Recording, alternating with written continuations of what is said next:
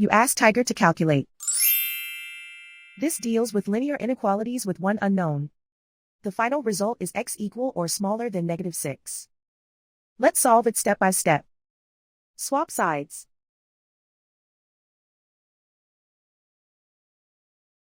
Group all constants on the right side of the inequality. Subtract 8 from both sides.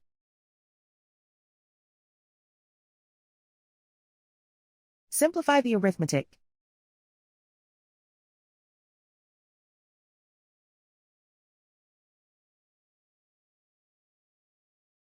Isolate the x. Divide both sides by 4.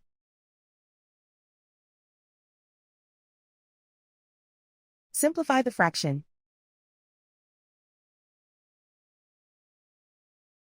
Find the greatest common factor of the numerator and denominator.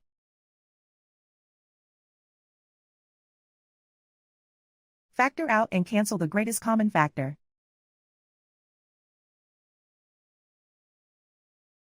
Plot the solution on a coordinate grid. And so the final result is x equal or smaller than -6.